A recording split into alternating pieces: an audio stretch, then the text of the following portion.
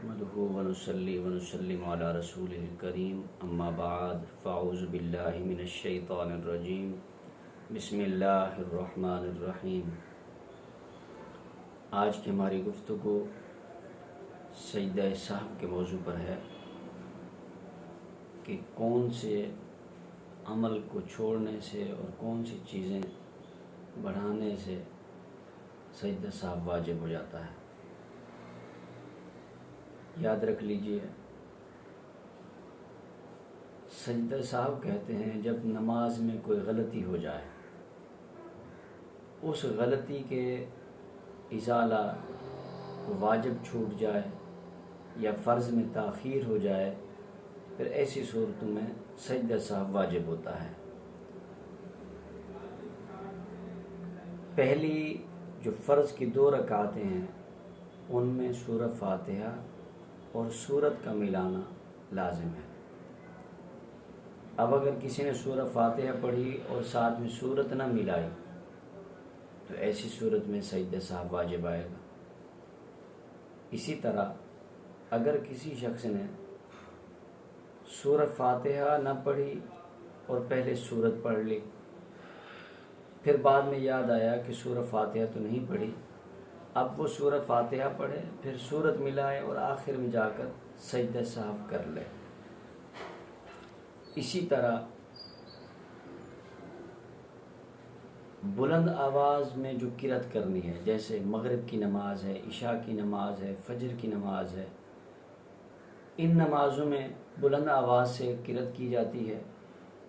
اگر ان نمازوں میں آہستہ آواز میں قرأت کرتا ہے یا ظہر اور عصر کی نماز میں آہستہ تلاوت کرنی ہے، ان 2 نمازوں میں وہ بلند آواز سے تلاوت کر دیتا ہے، تو ایسی صورت میں بھی سجدہ سہو واجب آئے گا۔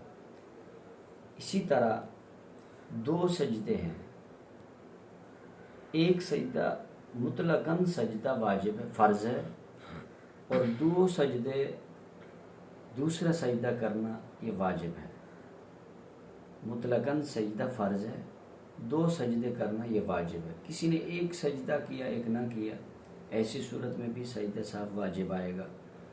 اور اسی طرح 2 رکعتوں کے بعد 3 والی نماز ہو یا 4 رکعتوں والی نماز ہو، تو 2 رکعتوں کے بعد جو قاعدہ اولیٰ یعنی جس میں تشہد پڑھا جاتا ہے، تشہد کی حالت میں بیٹھنا، التحیات پڑھنا، یہ واجب ہے۔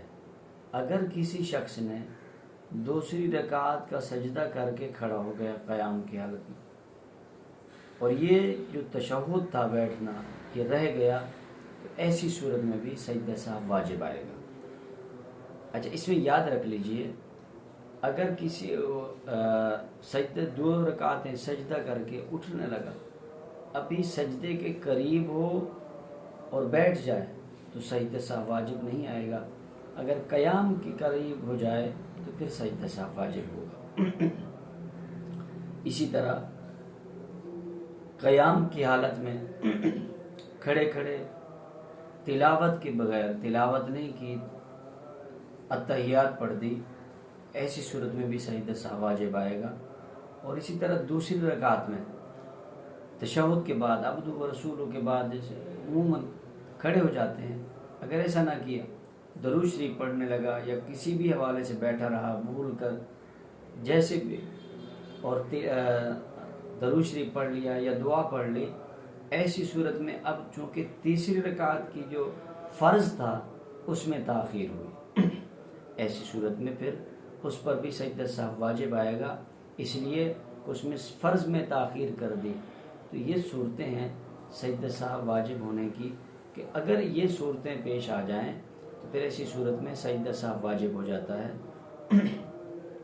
سجدہ سہو کرنے کا طریقہ یہ ہے، پہلی 2 رکعت، آخری جو قاعدہ ہے، آخری تشہد، اس میں بیٹھ کر التحیات عبدہ و رسولہ تک پڑھیں، ایک طرف سلام پھیریں، پھر 2 سجدے کریں اور پھر بیٹھیں، اور پھر التحیات مکمل اور دعا سمیت پڑھ کر سلام پھیر لیں۔